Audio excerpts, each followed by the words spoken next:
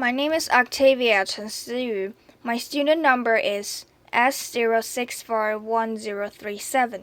I'm a freshman major in English. The topic is Pay Attention to Penguins by D. Boersma. I want to talk about penguins today.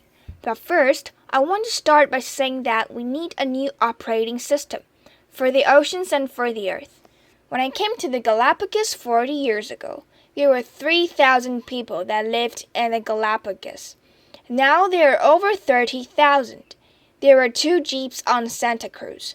Now there are around 1,000 trucks and buses and cars there. So the fundamental problems that we face are overconsumption and too many people.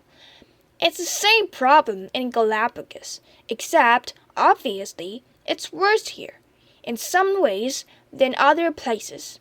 Because we've only doubled the population of the Earth since the 1960s. A little more than doubled. But we have 6.7 billion in the world, and we all like to consume. And one of the major problems that we have is our operating system is not giving us the proper feedback.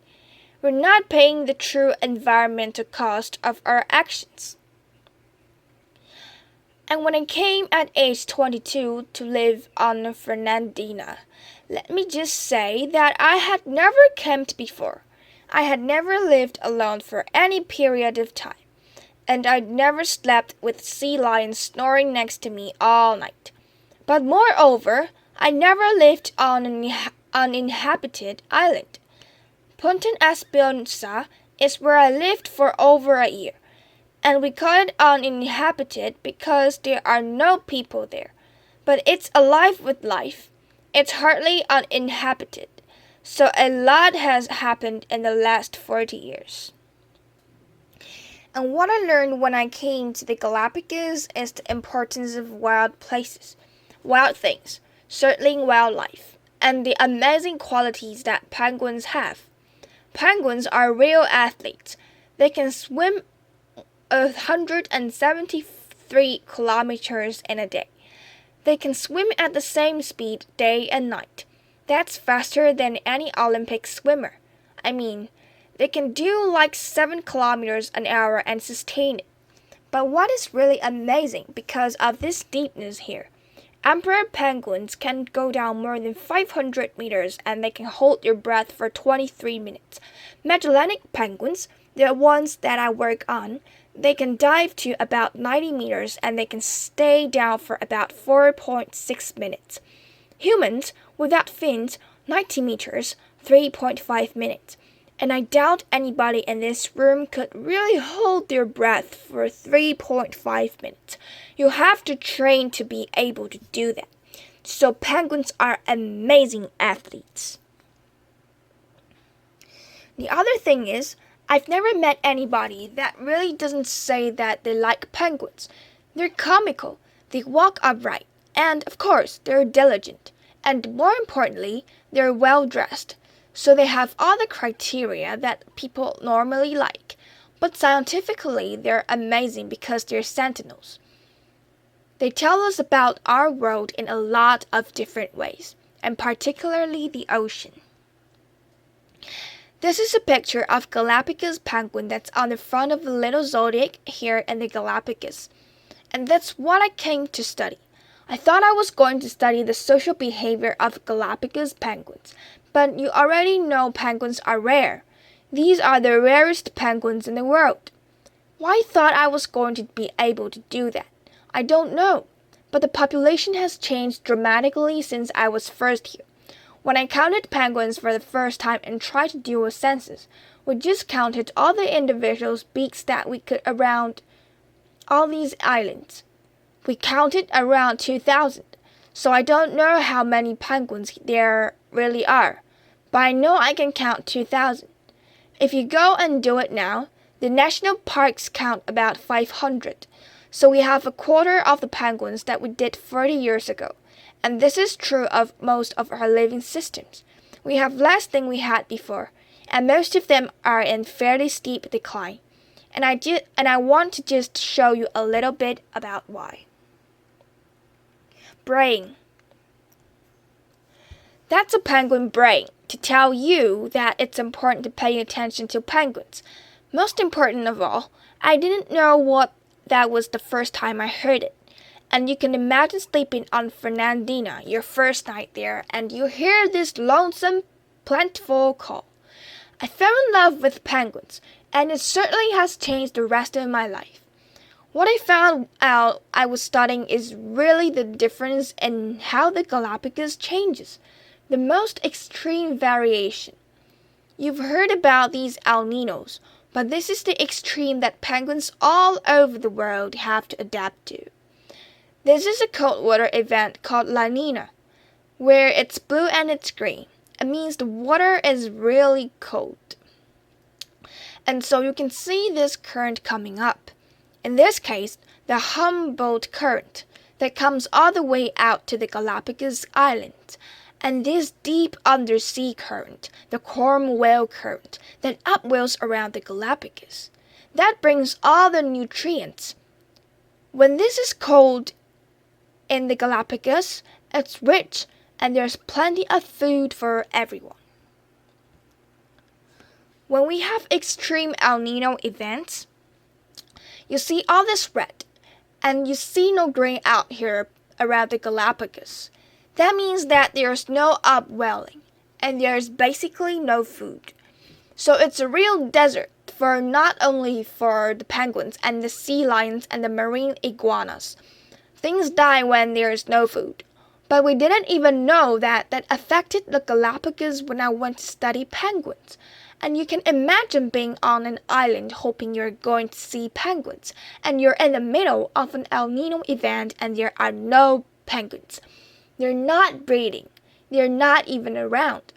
I studied marine iguanas at that point, but this is a global phenomenon. We know that. And if you look along the coast of Argentina, where I work now, at a place called Punta Tombo, the largest Magellanic penguin colony in the world, down here about 44 degrees south latitude, you see that there's a great variation here. Some years the cold water goes all the way to Brazil, and other years, and these La Nina years, it doesn't. So the oceans don't always act together. They act differently, but that is the kind of variation that penguins have to live with, and it's not easy. So when I went to study the Magellanic penguins, I didn't have any problems. There were plenty of them. This is a picture at Punta Tombo in February showing all the penguins along the beach. I went there because the Japanese wanted to start harvesting them and turning them into high-fashion golf gloves, protein and oil. Fortunately, nobody has harvested any penguins, and we're getting over 100,000 tourists a year to see them. But the population is declining, and it's declined fairly substantially, about 21% since 1987, when it started these surveys, in terms of number of active nests. Here, you can see where Punta Tombo is, and they breed in incredibly dense colonies.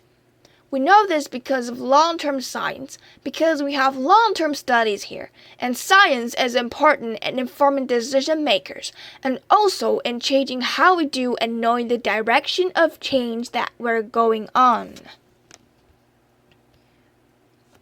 And so we have this penguin project.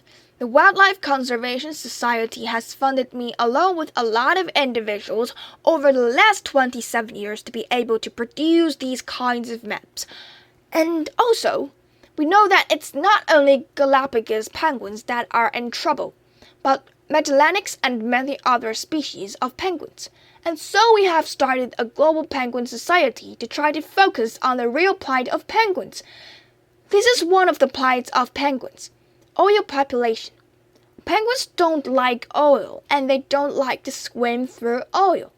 The nice thing is, if you look down here in Argentina, there's no surface oil pollution from this composite map.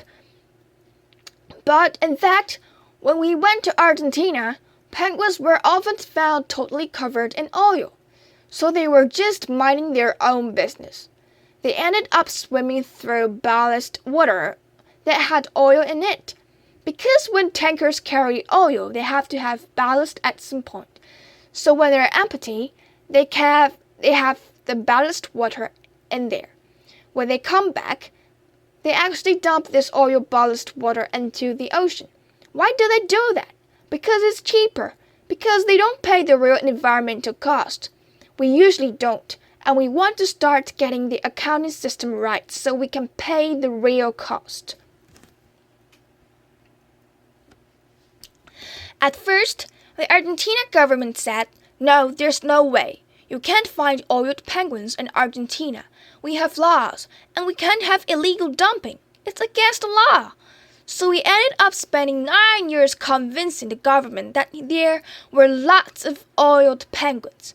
In some years, like this year, we found more than 80% of the adult penguins dead on the beach were covered in oil. These little blue dots are the fledglings. We do this survey every March, which means that there's only in the environment from January until March, so maybe 3 months at the most that they could get covered in oil. And you can see in some year over 60% of the fledglings were oiled. Eventually, the government listened and amazingly, they changed their laws. They moved the tankers lands 40 kilometers farther offshore, and people are not doing as much illegal dumping. So what we're seeing now is very few penguins are oiled. Why are these penguins oiled?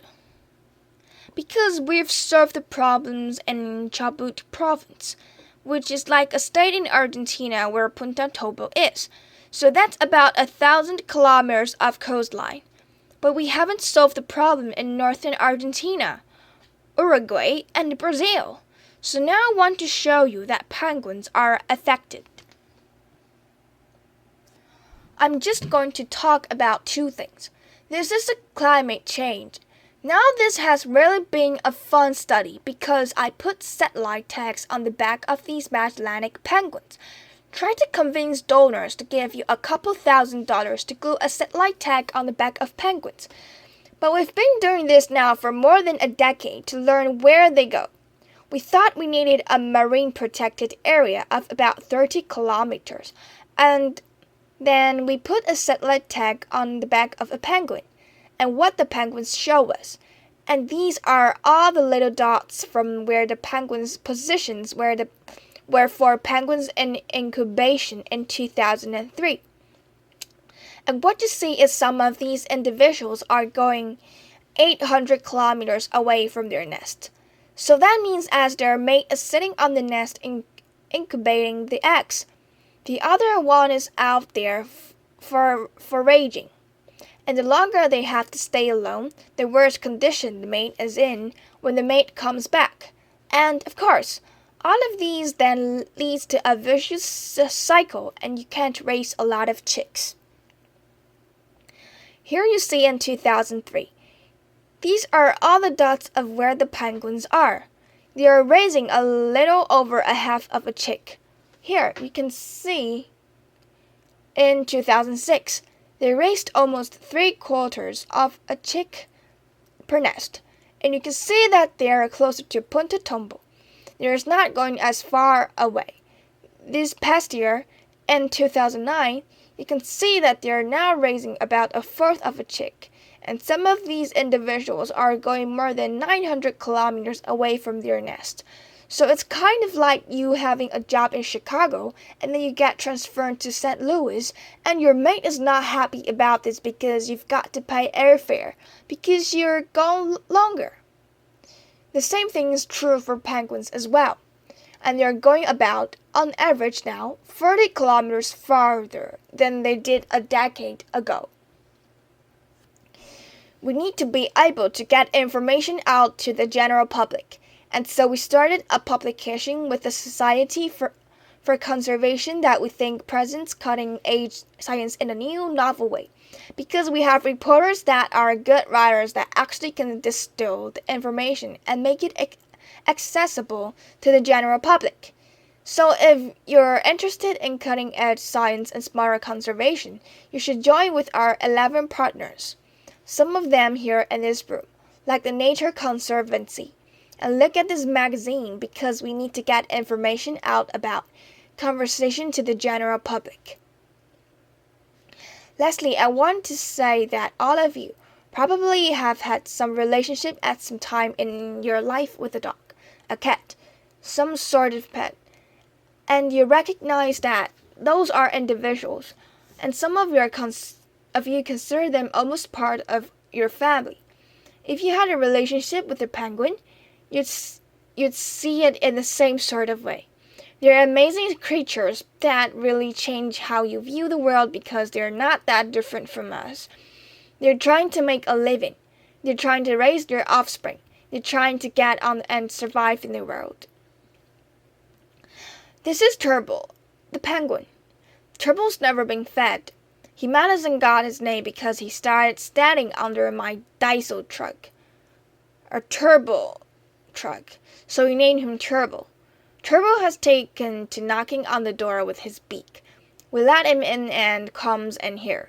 And I just wanted to show you what happened one day when Turbo brought in a friend.